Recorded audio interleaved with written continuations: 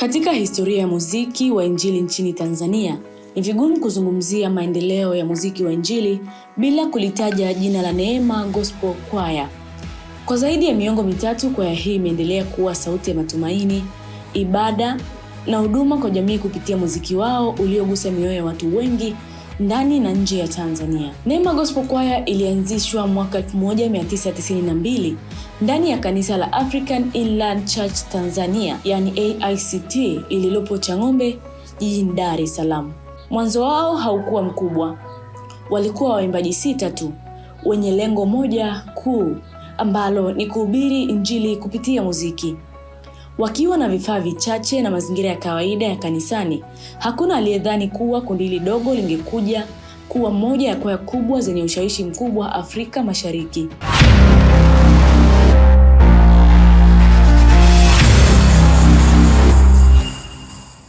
Kadri miaka ilivyopita, kwaya ya Neema Gospel ilianza kujijengea utambulisho wa kipekee kupitia mtindo wao wa uimbaji uliochanganya African Gospel, live instrumentation na vocal harmony za kiwango cha juu.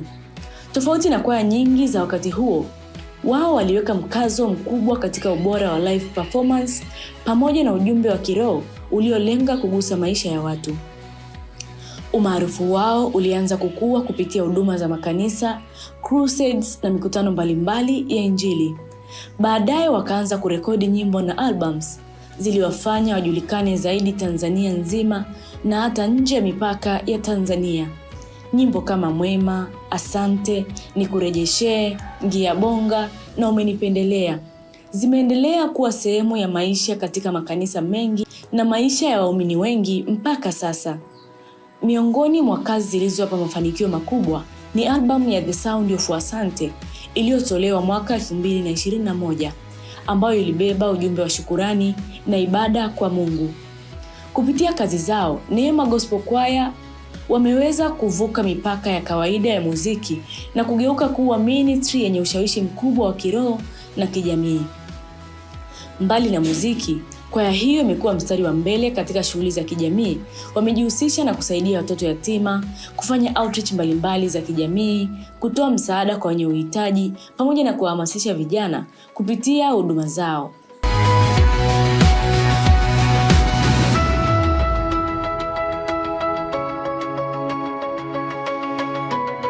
Kupitia kauli mbiu yao ya Inspire, Empower, Transform for the Better World, wameonyesha kuwa huduma ya injili haishi madhabahuni pekee, bali pia katika kugusa jamii moja kwa moja. Katika safari yao ya miaka zaidi ya 30, Neema Gospel Choir wameendelea kupata heshima na kutambuliwa ndani na nje ya Tanzania. Wamewahi kushinda tuzo mbalimbali za Gospel Music Afrika Mashariki, huku mwaka 2025 wakishinda tuzo kadhaa kwenye Tanzania Gospel Music Award, ikiwemo Best Gospel Choir na Band of the Year. Leo hii, Neema Gospel Choir sio tu kwaya ya kanisani, bali ni alama ya worship music Tanzania. Wamekuwa mfano wa kudumu kwa ubora na huduma wa kweli kupitia muziki wa injili. Kwa wengi, nyimbo zao zimekuwa chanzo cha faraja, uponyaji na mioyo ya kuimarisha imani. Kutoka kundi dogo la vijana 6 ndani ya AICT Chang'ombe hadi kuwa ministry inayotambulika kimataifa, historia ya Neema Gospel Choir inaonyesha wazi kuwa muziki wa injili unaweza kuwa zaidi ya burudani. Unaweza kuwa chombo cha kubadilisha maisha na kupeleka ujumbe wa matumaini duniani. Leo hii, jina la Neema Gospel Choir limebeba zaidi ya maana ya kwaya.